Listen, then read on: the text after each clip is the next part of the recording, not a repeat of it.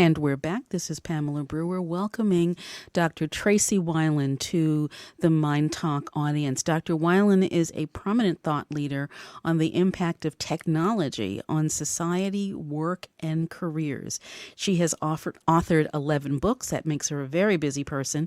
And her newest book, Employed for Life, 21st Century Career Trends, was released earlier this year. We're going to be talking to Dr. Wilen today about taking a career selfie. We hear about people taking selfies all the time, but not so much about a career selfie. Dr. Wilen, welcome to Mind Talk. Thank you very much. Thanks for having me. Well, it seems like you have been very busy, and you talk a lot about the world of employment today and the impact of technology on some of the trends in today's job market. Let's start with some of the work trends that you've identified in what you describe as a digital world. What does that mean? Are we all working online? No, Pam. What I really, I started to reflect. I saw these statistics released by Google that, at least on the Android anyway, that we take 93 million selfies per day. That's amazing. Yeah, it's a lot. That's a lot of self-reflection and self-focus. Or something. Or navel-gazing, that's right. But comparatively, when I looked up for statistics on how long we spend actually on our personal career planning, it was only about an hour and a half a year. So I said, something's wrong with this picture. We're spending a lot of time doing some fun things like taking photos of ourselves, but are they really helping us get ahead in a digital life and in our work? Now, are you saying an hour and a half a year? A year, yeah. That was a research study was done on college students after they graduated college who were in the most need of a job and a career plan, were only, however, spending an hour and a half a year. And then when I looked at where adults are spending their time, it wasn't on career planning. It was on things like going out or attending sports events or eating or planning weddings and doing anything else that you can do other than planning your career. And I said, something's wrong with this picture because you'll be working, half your life, a third of your day working. We should maybe think about that more. Well, and not only that, but I mean, there's so much of one's self-esteem that is often, sometimes too much, but certainly a lot of your self-esteem is caught up in whether or not you are working and how you're working, and if you feel as though you're working in a field that feeds you, whether it's financially or emotionally. And so the fact that we're spending an hour and a half a year on a plan for something that is so critical to our sense of our emotional well-being is pretty astounding. It is, and I think that's part of that shift from the classical world to the digital world, which in the past we didn't have to think about it because the firm thought about it for us, and they sort of took care of us, and we stayed there, in one job for life. But the reality today is that that isn't realistic. In fact, adults are changing jobs every 4 years, 4 months. So we have to start to think about how to own our careers because the world has changed so much. Well, and just the idea, there may be some folks listening even now who are saying every 4 years, 4 months. Now, for some folks, that's a good thing because you get to grow and expand and all those yummy things. But for somebody else who really is from that era where you graduated from high school or college, got that first job and stayed there until you became CEO, this 4 years, 4 months number is a bit outstanding. Yes, it is, and it can be a shock. For some people, it's self-motivated change. For some people, it's unpredicted change, whether through layoffs or company reorganizations or transitions. So I encourage people that, these are statistics that are real, and you could be one of those statistics. If you are still in the same firm and have been there forever, you may be one of the very few. And so you need to anticipate changes and plan for it. And that's the whole idea of take a career selfie in addition to taking all those nice photos, but take a career selfie. A career selfie is quite frankly going to do you a lot more good in the long run than those other selfies. You start off by saying some things that are really kind of amazing, I guess, and sort of at least pulled me up short as I looked at the difference between what was in terms of the work world and what is now. First thing you say is that the need for a loyal worker, which used to be everything, has been replaced by the need for the entrepreneurial employee, and that firms value loyalty, certainly, but now they're looking for value added person. Can you talk about that? How does that shift affect folks in the work market today? What does that mean? Well, it's much more competitive. So firms are only lasting around 10 years. So firms are saying, I need people who can be constantly thinking like the CEO, entrepreneurial in their approach, increasing sales, streamlining processes, improving customer service ratings. And a lot of this has to do with modern-day succession planning. We need to develop leaders much younger than in the past because just being loyal at work doesn't mean that you'll be the next in line. And so, companies are saying, I really need that entrepreneurial employees. Contribution is really key today. And thinking about it from that perspective, again, that person who's been doing the job and thought loyalty was the thing, this is kind of a scary thought that now all of a sudden they have to do something that might be entirely outside of their comfort zone. Yes, it is, and I think a good indicator that you can use is look at the people around you. Is someone younger than you getting promoted? Is someone newer than you getting promoted? And ask yourself why. Are they approaching their job in a different way that you might be approaching your job? Are they initiating ideas and developing opportunities for the firm instead of waiting to be told what to do? And I think in the past, many of us were given very defined instructions on what our job was and what we're supposed to do, and then that was it. And today it's a little different. You need to expand the box of your work. So if you're the kind of person who's constantly looking for a list of rules to follow, you're not going to be as successful as somebody who's going inside and thinking about new and unique ways to do things. That's right, and I think part of it is that people can find out what you ask your manager. If you're still interacting with HR personnel, ask them, how can I contribute to the firm? What's different about how you promote people or develop leaders? Are there things that I should be doing differently? Always ask for feedback so that you can stay right on track with what the firm is looking for. Now, you said a few moments ago that firms are existing about 10 years. So are you saying that if I start a business today, that chances are in 10 years I'll be done? Well, I think it depends on the firm and the funding and the idea and the strategy. But the reality is that new firms today are lasting around 10 years. It's just reflects upon how competitive the world has gotten. So it's the people who can stay ahead of that curve and really act like an entrepreneur and CEO of their firm and saying, who are my competition? Where are the unpredictable competitive forces coming from? How is globalization affecting me? I think that's really important today to really just stay alive.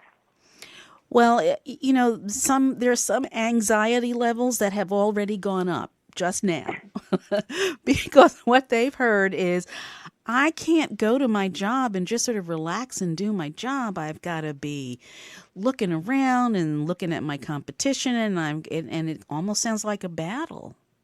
Well, it's not a battle. I mean, if you look at work, it's a two-way exchange. You're going to work and you are getting paid. You may be also getting certain benefits. You are also getting the opportunity to get experience, skills, and perhaps training. That's a two-way exchange. In exchange for that, you're contributing to the growth of the firm. You might even be getting stock options. So it's a two-way exchange now between the firm and the employee.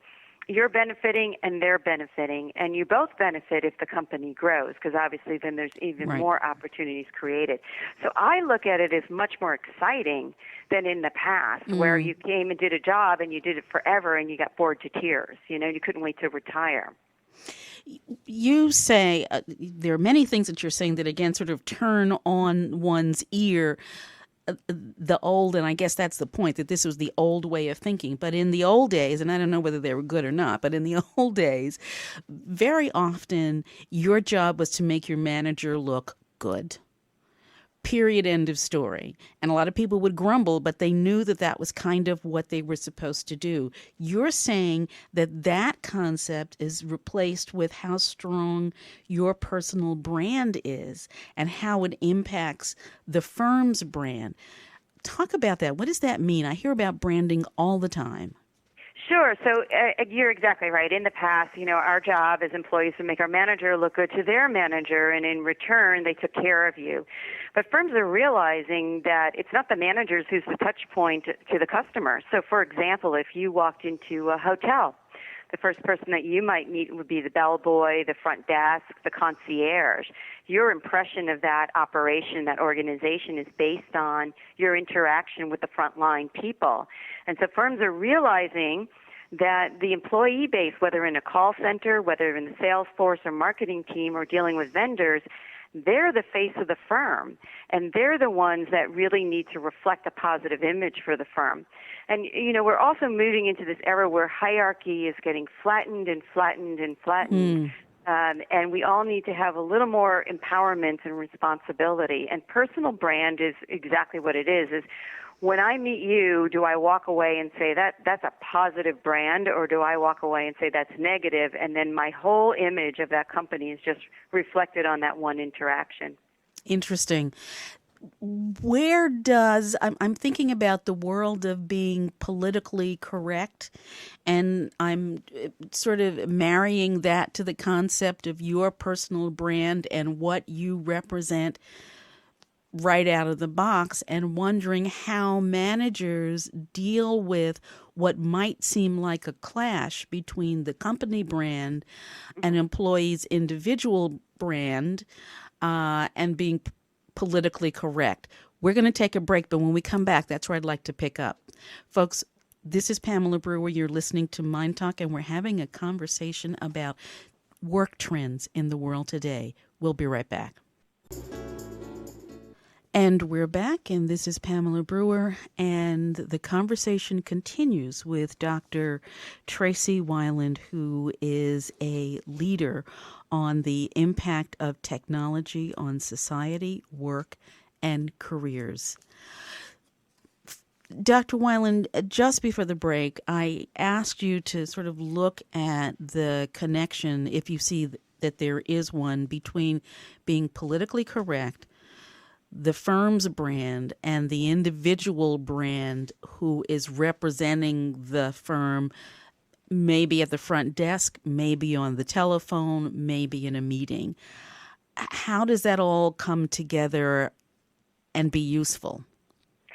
So that all comes together on a concept called corporate culture. And that has really been highlighted and spotlighted even more today than in the past.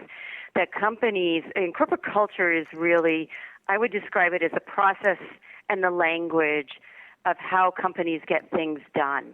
And companies are spending a lot more time now making sure that employees understand what the firm represents, what the firm brand is, and they're part of it. So that when I meet someone from an Apple or a Starbucks or a Southwest Airlines, I have a consistent interaction with that individual that represents the brand. And a lot of firms are taking more time in really developing their employees from day one, whether it's a boot camp or intensive training on what the firm is about, what it means, and what's the type of language and appearance and discussions that you have representing the firm. Including appearance. Appearance is also, you might be reading in the press about, certain firms believe in uniforms, certain firms believe in casual Fridays but formal Monday through Thursdays. Certain firms have protocols about what the attire is when you're out with a client. All of this makes up the brand of the firm, and the employees need to represent that. Now, you may not fit with the brand of your firm, and you should know that because you might be a better fit in a different firm. But firms are really getting much more transparent and communicative about what they expect from employees. When I think about my own personal brand, if I find what goes into that, into how do I brand myself? Do I think about myself as a person who works for this company, or do I think about myself as a person with these particular goals and values, and that's my brand? What goes into brand thinking, if you will? Well, there's numerous things that can go into brand thinking. So let's say you're working at a company and your interest is you want to get ahead of the company. Think about walking into an elevator and the CEO walks in with you and you're going to travel up 5 floors together. And she turns to you and says, "Tell me, I haven't met you before, what do you do for the firm?" You should probably have an elevator pitch, and one that describes exactly what you do and how you contribute to the firm, because her second question may be, where do you see yourself at this company in 1 year? And you should have a list of your aspirations. How you just present yourself to that CEO can leave her with a lasting impression, hopefully positive, about you. But it's not just about the dialogue and the dress. It's also about, now today we have social media. What kind of messages, photographs, and images are you projecting about your personal brand? Are you doing volunteer work and positioning that? Or are you going out and attending parties and positioning that? Because unfortunately, the world has become very transparent, and people will look at all aspects of your life, and that needs to come together into something that you're comfortable with that represents you. You know, I was interested to read your comments about social media and the impact of social media on job search activities, on being offered a job, on seeking a job. LinkedIn, you identify as a critical resource. So if you are looking for a job, out of all the social medias, LinkedIn is the one that is most focused on that activity in your life. The reason is it's really like a very sophisticated job board. It's the place where most recruiters will go to find candidates, both outside recruiters and managers from firms. And it is a way that you can advertise, your great skills, experience, and capabilities. And so that is a focused media board just for job networking and job hunting. So it really does make sense to pay a lot more attention to LinkedIn if a job is something that you're looking for, or a contract or a contact.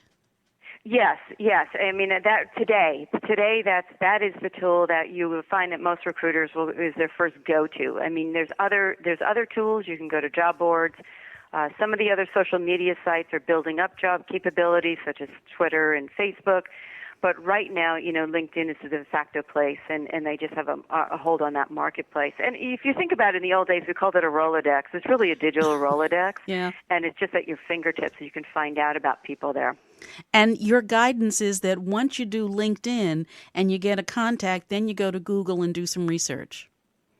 Well, you absolutely want to know, how to get to the hiring manager. So if you were, for example, looking for a job, you can be passive and wait for someone to find you on LinkedIn, or you could be more assertive and say, well, I really want to work for this company. And so I can go and do a research on the company, the hiring managers, the executive staff, the culture of the organization, and plan a strategy using LinkedIn to use the networking tools, the direct mails or different assets that they have available to you to meet the people that you'd like to work for or network with. If you identify a company that is your dream company, and you know what your dream job would be, but you discover from doing your research that there are no jobs available, do you still pursue that company, or do you look elsewhere? Well, if this was a company that you absolutely wanted to work for, and you know that the position that you're truly qualified for, and I just want to clarify that, a lot of people have a dream job that they're just not qualified for doing, and companies they don't hire people for what they want to do. They hire people for what they can do starting day one. Gotcha. So they hire you for your experience stuff. But if you really wanted to work for a company, I would get to know all those people in that division and department that you wanted to work, because you just never know when the opening, there could be something in discussion that just wasn't posted yet. Mm-hmm. There could be budget being, accrued for a position, but they didn't know that there was the perfect person out there. And a lot of people today actually create their own jobs for firms because they come in as that entrepreneurial employee and say, you know what you're missing in this firm? Here's how I can help, and here's how I've done this before, mm-hmm. and here's how I can do it for you.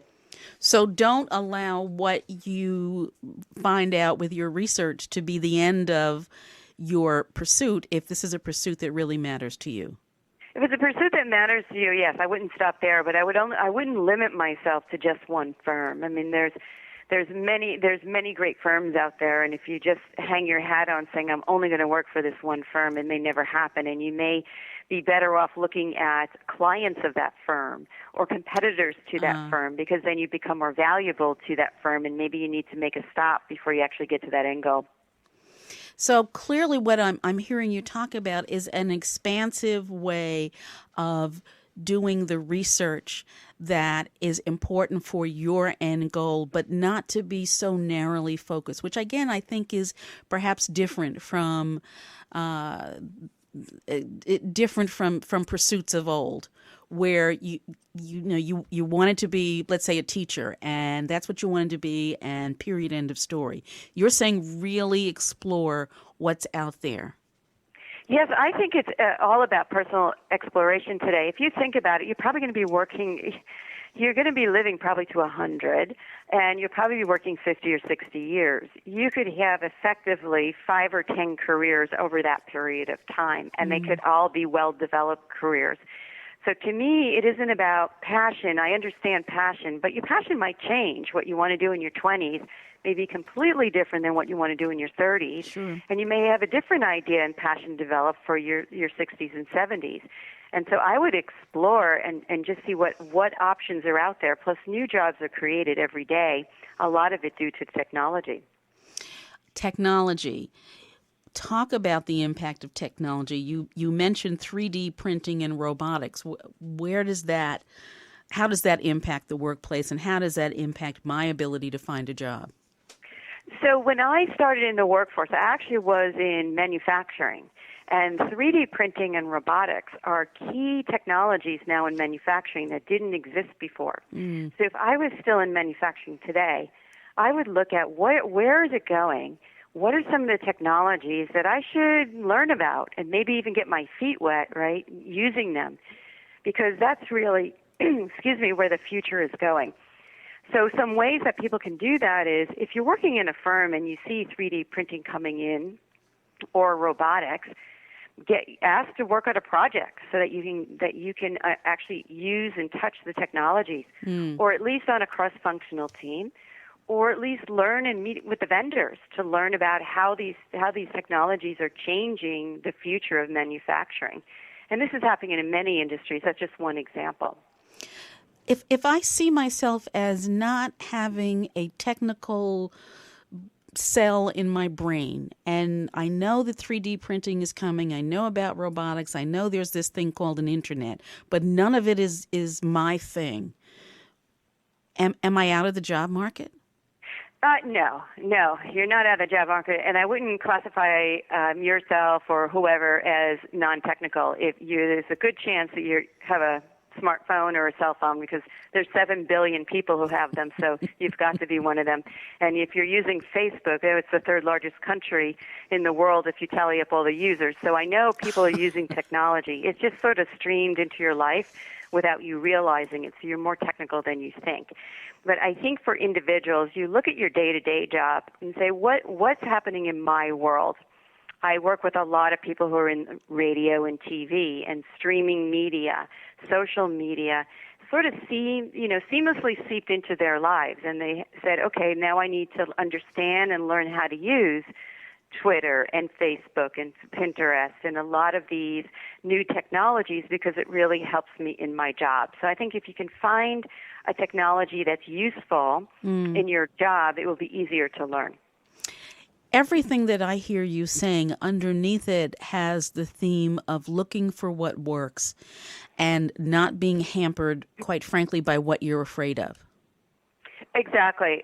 When I got out of school and I compare to the job, how many jobs there were then, and the job today, there's 30% more job occupations that you would never have heard of when I got out of school. So that to me says in 10 years or 5 years for students coming out of school, there's going to be that many more exponentially different kinds of jobs available.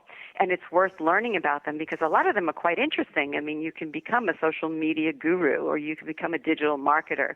There's a lot of new jobs emerging in the healthcare or through wearable technology. Or mobile devices. This is very exciting compared to the past, right? Where you had the choices of public sector. Right. Are you going to be a lawyer? What are you going to do? Today, there's many, many more options. One of the points that you make is about retirement. You say that many people agree that 60 is the new 40. But 60 was also the time when people would start to either start to look at retiring in a minute or have already retired. How should we be thinking about retirement these days?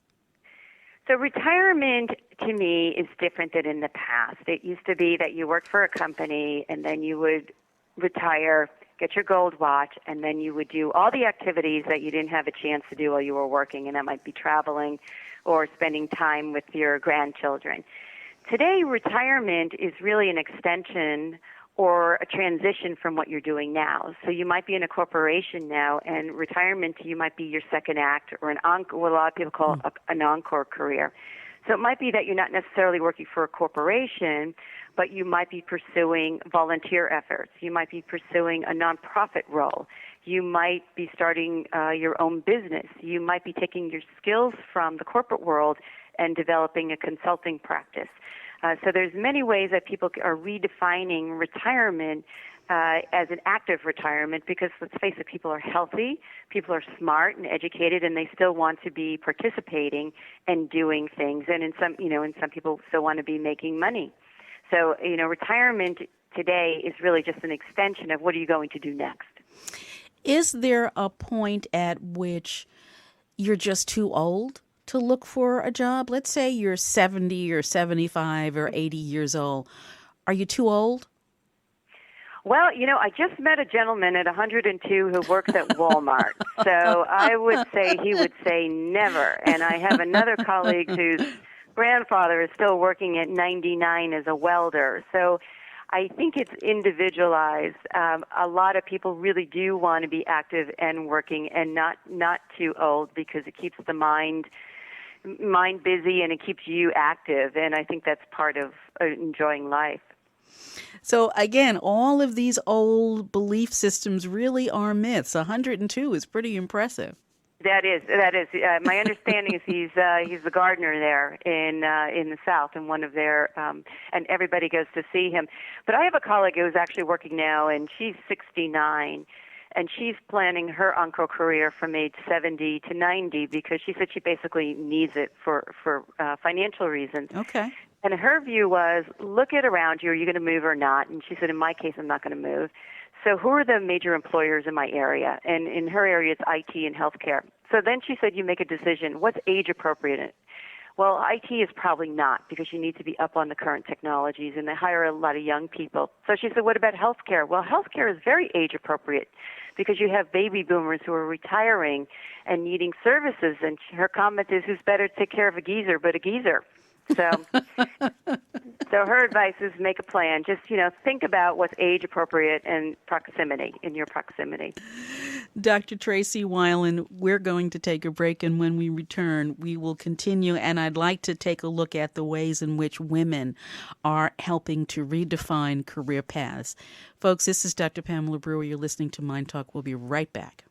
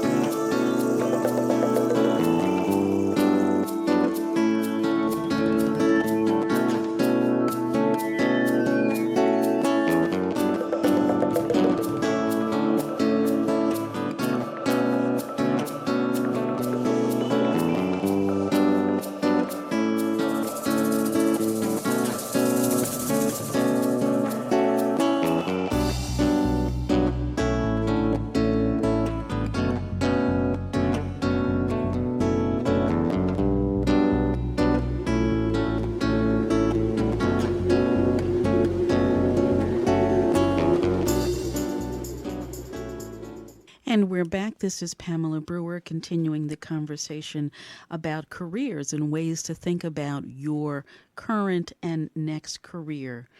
Dr. Wilen, a little bit ago, you talked about the importance of looking at the global universe when it comes to employment. If I am working at a local mom and pop store, do I need to think about a global market? And if so, why? Well, I think it's a perfect time for mom and pop shops to think about the global market. I mean, you can create and start a business on an eBay in less than an hour and take global currency. That didn't exist years ago. I mean, you could just start your business internationally from day one. And that, to me, is very exciting for small venues because in the past you had to see if you could export goods and set up distribution channels. So it's a totally different now, and I think that's much more exciting for businesses. That's a really interesting perspective. Now, let's move on to women and career paths. You've said that women are really helping to redefine career paths. How is that the case? What are women doing?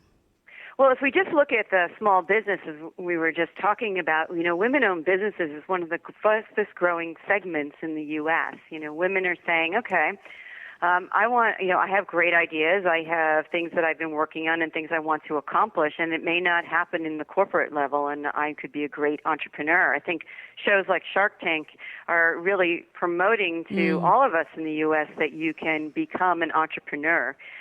With a great idea and some logic and good skills. Women are also, I had this research, I did 2 research studies a couple of years ago with my team on women in leadership. And what we found is that women actually ranked women highest on all modern-day leadership characteristics, skills, and attributes. Interesting enough, men didn't rank men highest. And so when I dived into the data, what I found is that it actually varies by generation.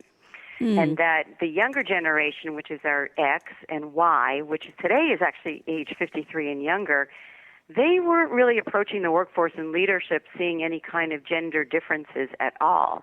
They were looking for good leaders. And when you interview them and you try to understand, you realize it's because they grew up with working parents or single parents who were working. So they just didn't really have the mindset of the previous generations about men as leaders and women as leaders. Interesting. So again, what we're talking about, although things are different and changing, they're expanding in wonderful, it sounds like, and exciting ways. What are some of the modern day leadership skills that are different from what perhaps folks are used to thinking about? Yeah. So you think about industrial times or hierarchical firms. That's sort of in the past now, right? The firms today are flat. They operate on teams. Okay. We have shifted from, an industrial type of industry to people business. So it's all about being able to get things done using your teams and through people. And so people skills are highly valued, and some of the soft skills are pretty critical for leaders today, such as communication, negotiation, written skills, the ability to orchestrate and organize groups, to be able to negotiate, but have negotiations as more of a win-win for all rather than a win-lose haggle, because the business is much more complex today, and we just need people who are effective in coordination and communication. So the days of he, and it's a he, that he makes a decision and everybody runs around to follow it and no questions are asked, those days are gone, essentially gone. Yes, for many firms, right? I have to be careful about this because there are still firms that operate very hierarchical and very command control.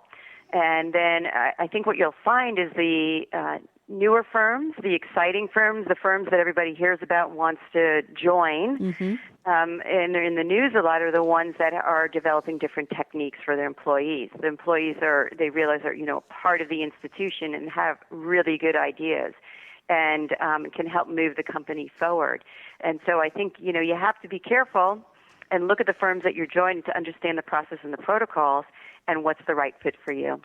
It sounds like the firms who employ the skill and the openness of being curious are actually the ones who are leading the pack, who are leaping ahead, and those are the firms where you really can do a whole range of things and perhaps feel successful and be successful. Yes, I mean, if you think, because I live in Silicon Valley, I mean, Google is, always highlighted as one of these firms, and it's, as you can find, it attracts a lot of people applying to the firm, but they accept, very few. And so, it's almost like the cream of the crop gets to participate and engage with these firms. And Google, by the way, is known for giving individuals a lot of autonomy and empowerment to start different kinds of businesses. And, I think that just naturally attracts people saying, oh, I'd like to be part of that movement. It's almost like a movement or that organization because I have much more flexibility than if I'm in a traditional firm where someone's telling me what to do every day. Let me go back to LinkedIn for a moment. If you're someone who has had multiple careers, let's say you're in your 60s or 70s, and you really haven't ever done LinkedIn before, but now you're going to go and do it. Do you list the multiple careers that you have, or do you pay attention to the one that you want to get hired into, or how do you approach having many years of experience and having done many things? Yes, no, and that is a good point because there are a lot of techniques that people can use to hide age, some people say, or they have too many job movements. So you're correct. If your most recent job is, the one that you should be pursuing probably because that's most likely what you'll get hired for, you can cut off past education dates. You can aggregate past experience into a bucket. So if you had like 3 careers in marketing, then I would just put from this year back, I've had marketing roles in all of these areas.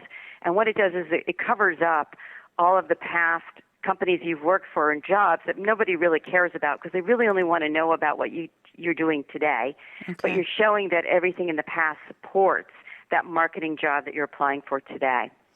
Now, for those who are leaving the workplace, they've retired from career number, whatever it is, and they're wanting to move on, do they need to hide their age?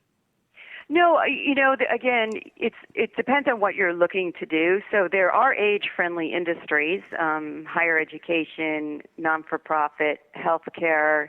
There are public sector, government. There are a number of industries that, you can see that are very age-aligned, and then there's other industries which might be aligned for the younger generation, a lot of those, the technology firms. I think it just depends on what you're trying to do. On LinkedIn, you got to remember that profile is not a resume. That profile is a short snapshot to get someone really to look at you and want to know more. And the resume won't get you the job. The resume will get you the interview. So you have to look at these as strategic press pieces about you and proof points so that you can stand out among others to put yourself ahead to get picked or get noticed. While we're talking about the things that are different in terms of looking for jobs and the way to expand how one thinks about doing a job search, you've also made the point that some of those sort of, I'll refer to them as age-old job search skills are still important. The networking, the negotiating, the professionalism, the persistence. These were valued then, and they may have different buzzwords attached to them now, but they're still valuable.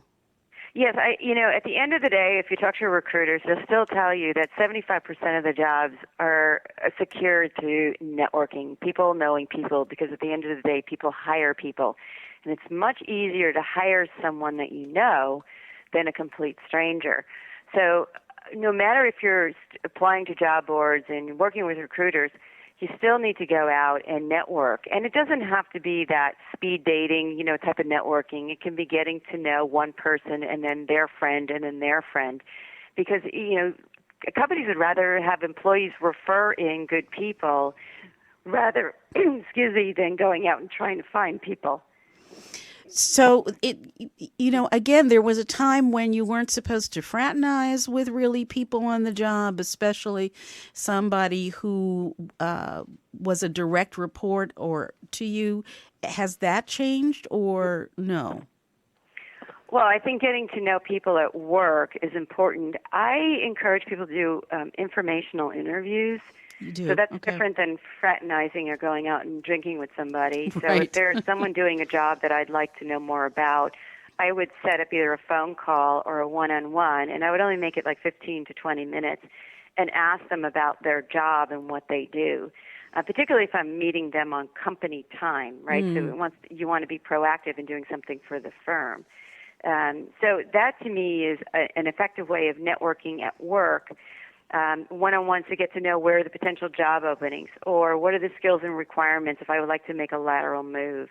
What are the new business units that might be getting funded that I could find some opportunities for myself, and that can easily be done at work while you're before or after a meeting or while you're on your lunch break or something like that. So clearly you place a high value on informational interviews, and I'm guessing that people are, for the most part, very willing to engage in them. Yes, people are. I mean, people like to help people as long as it's not overused. Okay. So, I would encourage people, just 15 minutes of your time. Maybe it's just a quick phone call or buy them a cup of coffee. And don't overuse your time and have very specific questions and even send them in advance and saying, I was thinking of changing from marketing into finance. And I was curious what kinds of skills and expertise that I would need. And you're an excellent financial manager. I was hoping that maybe you could give me a couple of tips. And then at the end of that informational interview, ask them if there's one or two other people that they might recommend that you call to continue your self-education and exploration. All right.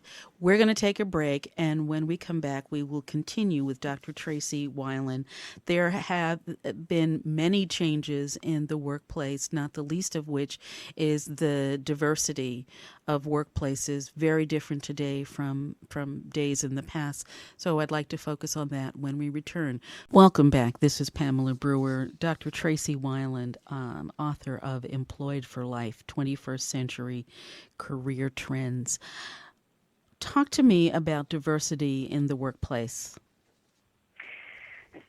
So diversity in the workplace is something that many people are struggling with, and the agreement is the more diverse workforce that you have, the more effective the organization can be. And I know that it's not even in all workforces, and so that's my encouragement is really for people to start their own businesses so they can change the landscape of that. But with that said, I think diversity in the workforce is important because it really reflects the customer base. And you want to, if you want to increase sales and profitability, you need to have a workforce that's fully diverse. Well, and there are many people who are holding their nose, marching towards, there's diversity in the workplace and I need to embrace it. But they really are holding their noses, and this is not the thing that they want to think about or do. Are you saying that they have to? Well, I think you'll find that the companies that embrace a diverse workforce are ones that are going to continue to attract the talent, ones that will be recognized by the community as leaders, ones that, there's been studies done by the Catalyst Group, for example, on women, who have more women on their boards or women in executive positions actually have better numbers. So there's a lot of opportunity, I think, if people do have diverse workforce, in addition to just having a comfortable work environment. No one's comfortable when work environments sway, in any one direction. But I don't know. I can't speak for these people. I have certainly worked in a variety of firms, and I understand the issues, and have made moves to really remove myself from environments that just weren't conducive to my personal growth, or thought of different ways that I could really operate successfully and happily in today's life.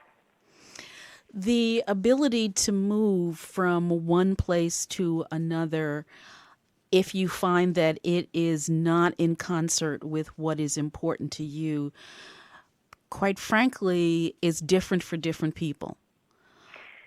It is. It definitely is. And I think one of the messages that I give, women and men is, you have to be indispensable and you have to be in high demand if you want to make a lot of moves and call the shots, so to speak, about your own career. So if you're working in a firm, for example, technical skills are in very high demand today. So if you have those high demand skills, then you have more power in where you work, in your salary, in your benefits, in the decision making and in title. So it's upon ourselves, again, to keep ourselves ahead of the curve so that we can make the choices that make sense for us. You give some interesting statistics just around the issue of diversity. You say that in the 1980s, the United States workforce was 82% Caucasian, and most of those were certainly men. And now you're saying that people of color will form the majority of the population by 2050. Now, 2050 is a couple of years away, I grant you that. But again, how should we think about that today? That shift from primarily white and male to, by the year 2050, primarily people of color, male and female. Right. Well, I think you see a lot of that already playing out in the workforce when you look at companies like Microsoft, who the CEO is of Indian descent, or if you look at Ursula Brown at Xerox, African American women. I mean, you're seeing that workforces are transitioning and, have more people, diverse people in different roles. And so that shift will continue to sway just on sheer numbers itself. So I think it's just, again, being able to find the firm, pick the firm, create the firm, that can support a lot of these new customers that we're all addressing.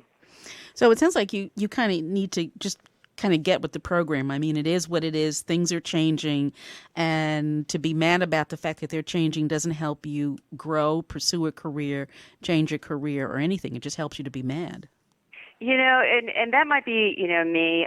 I look at my lifespan and say, what are the certain things that I can change in my life today, right? And there's certain things I'm not going to be able to change, and I know somebody in the future will change them for future generations. So what can I do today for myself? What can I do for my colleagues or family? What can I do for women? What can I do for people today that actually can get done? And there's going to be certain societal transitions that may not happen in my lifetime, but eventually they will happen. And may not be me driving it, it might be someone else.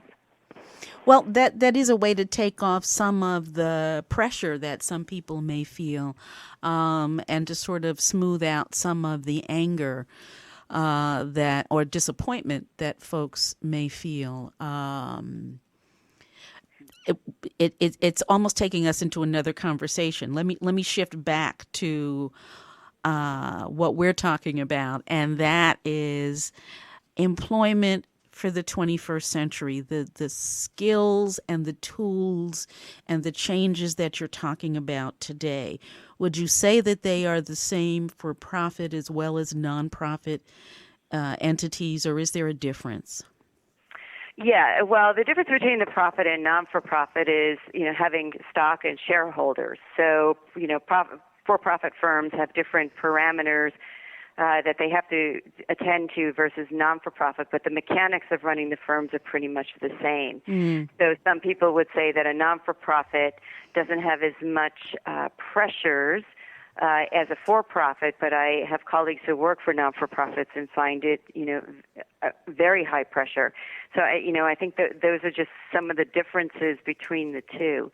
I think you have to go look at, which type of organization and culture and products or services or beliefs, that you best align with.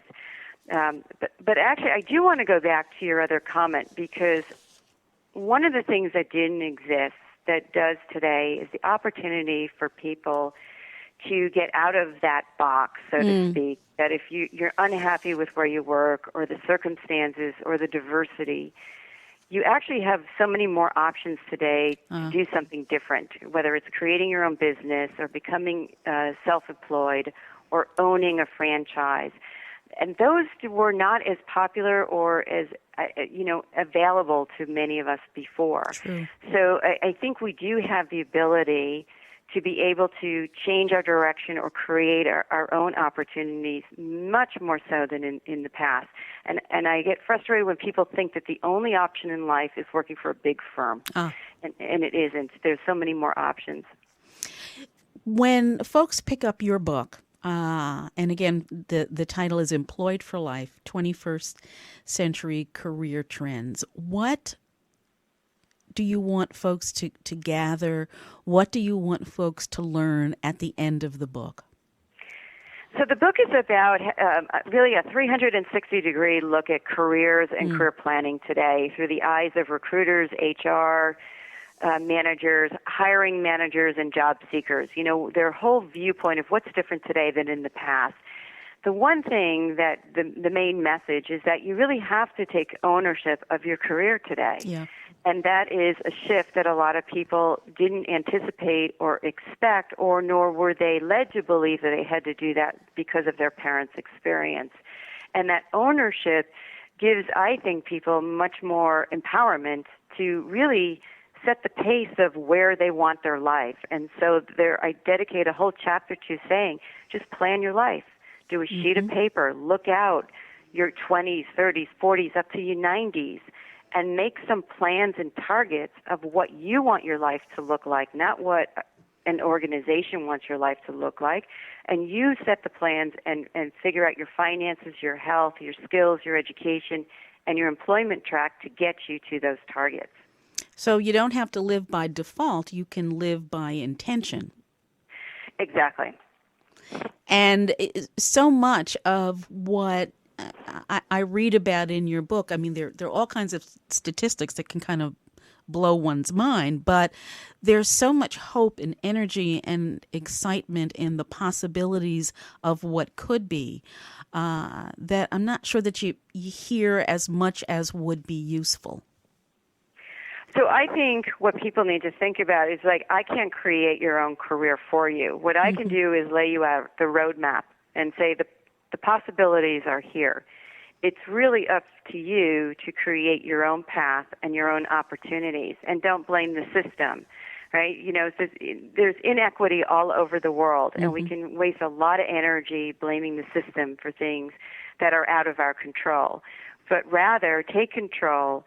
Look at the resources, look at your skills, look at what you like to do and you do well, and think about what you like to do well, and get paid for, right? And make decisions that you can empower you to have a great life. Because, yes, you're living 100 years, but on the flip side, you're only living 100 years, so make it worth your while. Absolutely. Absolutely. Dr. Tracey Wilen, how do people get in touch with you or learn more about your book or what you're doing? Thank you. My website is TraceyWilen.com, TraceyWilen.com. I'm on LinkedIn, of course. On Facebook, I'm Dr. Tracey Wilen, and my Twitter handle is @TraceyWilen. And I'm on YouTube and Pinterest, so I think you can find me. And would you recommend, just a one parting question, would you recommend that those who are doing job searches be on all of those platforms as well? No, actually, every social media platform is a different distribution channel. Okay. So I think people need to think about which one is going to make sense. If you're looking for a job, I would guide you towards LinkedIn first as the first platform. Gotcha. Okay. Thank you again, Dr. Tracey Wilen, and let us have that website one more time. It's Tracey, Tracey, Wilen, Wilen.com. All right. I just changed your last name, didn't I? I apologize for that. Thank you very much for spending time with us today. Thank you.